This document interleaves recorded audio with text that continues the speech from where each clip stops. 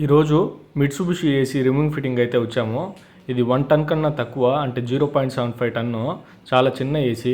మీకు indoor unit దాదాపు ఒక 1 ఫీట్ ఉంటుంది అంతే మనకి విడ్త్ అనేది. ఇది మనకి పొజిషను ఒక రిస్క్ సైట్లో నుంచి ఉండింది. అవుట్ సైడ్ అయితే అవుట్ పక్క మనం రిమూవ్ చేసేటప్పుడు రోప్ వేసుకొని దిగి ఆ అవుట్డోర్ని ఇండోర్ని రిమూవ్ అయితే చేసుకున్నాము. ఈ సైడ్ బిగించుకోవాల్సి వచ్చినప్పుడు వాళ్ళకైతే విండో ఉంది. ఆ విండో నుంచి మనకి అవుట్డోర్ పొజిషన్ అయితే స్టాండ్ కొట్టుకొని ఇన్స్టాల్ చేసుకున్నాము. ఓల్డ్ పైప్ మనకి బాగా ఎక్కువ ఉండడం వల్ల ఆ ఓల్డ్ పైప్ని అయితే మేము నీట్గా అయితే పైపింగ్ చేసుకున్నాము.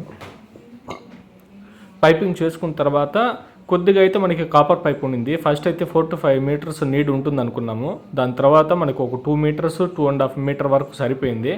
ఆ పాత పైప్ని కొత్త పైప్ని నీట్గా మనము శాండ్ పేపర్తో అయితే నీట్గా రఫ్ చేసుకొని స్విచ్చింగ్ కొట్టుకొని పైప్ టు పైప్ పెట్టుకొని వెల్డింగ్ అయితే చేస్తున్నాం, బ్రేజింగ్ చేస్తున్నాం. చూడొచ్చు మీరు.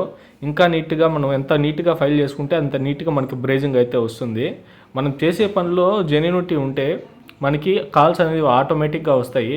మనం చేసే పని మనం చేసుకుంటూ పోవాలి.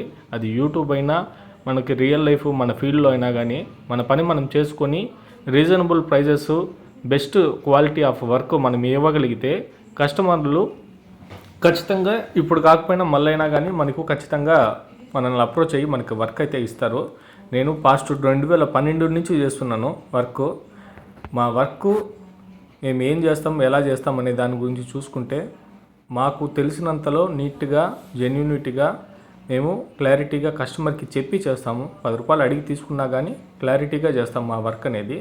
మా కంటెంట్ మీకు నచ్చితే లైక్ చేయండి, షేర్ చేయండి, సబ్స్క్రైబ్ చేసుకోండి మన ఛానల్ని. మీ అందరి సపోర్ట్ నాకు కావాలి. మీరు ప్రతి ఒక్కరూ నాకు సపోర్ట్ చేస్తానని ఆశిస్తున్నాను. Thank you for watching. ఈ వర్క్ అయిన తర్వాత నీట్గా ఆ కాపర్ పైప్స్ అన్ని స్లీవ్స్ వేసుకొని ప్యాకింగ్ అయితే చేయడం జరిగింది. Thank you for watching.